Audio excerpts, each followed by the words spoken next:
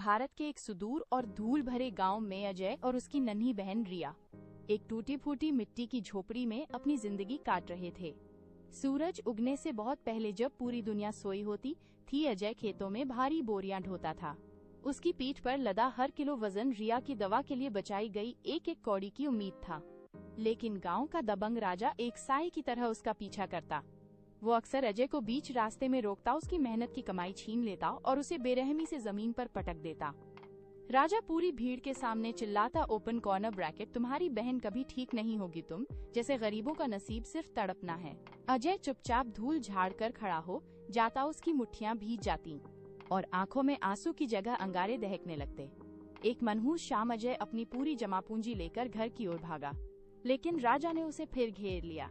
उसने अजय को लहूलुहान कर दिया और रिया की जिंदगी के आखिरी पैसे छीन लिए। जब अजय घर पहुंचा तो रिया बेसुध थी।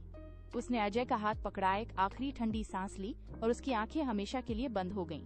उस काली रात अजय ने रिया के ठंडे शरीर को सीने से लगाकर कसम खाई कि वो अब कभी किसी के सामने घुटने नहीं टेकेगा। अगले दिन वह शहर की अनजान गलियों की ओर निकल पड़ा। झुग्गियों के बीच रहते हुए अजय ने निर्माण स्थलों पर कठोर परिश्रम किया। वो दिन भर में भारी स्टील की छड़ें उठाता, जिससे उसके हाथों की खाल छिल जाती और खून रिसने लगता। एक भयानक हादसे में एक भारी स्लैब उसके पैर पर गिर गया। अस्पताल जाने के पैसे नहीं थे, इसलिए उसने टूटे पैर पर लकड़ी की पट्टी बांधी और दर्द में भी काम जारी रखा। रातों को जब सब सो जाते, वह छिपकर मशीनों के पास जाता। उसने वेल्डिंग की चमक, क्रेन के जटिल लीवर और हाइड्रोलिक सिस्टम की बारीकियों को खुद सीखा।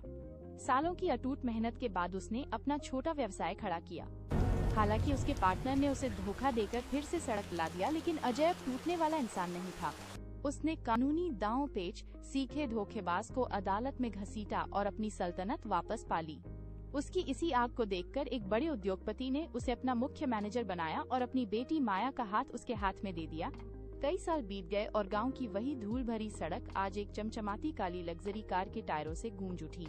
जब अजय कार से बाहर निकला तो महंगे सूट और चश्मे में उसे पहचानना मुश्किल था। गांव वाले फटी आंखों से उसे देख रहे थे। तभी एक बूढ़ा और लाचार आदमी भीड़ से निकलकर अजय के पैरों में गिर पड़ा। वो राजा था जो अब दाने दाने को मोहताज था। वो अजय से नौकरी की भीख मांगने लगा। अजय ने अपनी सुरक्षा टीम को एक ठंडा इशारा किया और राजा को उसी धूल में पटक दिया गया जहां कभी अजय को पटका जाता था। अजय की आंखों में अब नफरत नहीं थी, बल्कि एक गहरी और डरावनी शांति थी।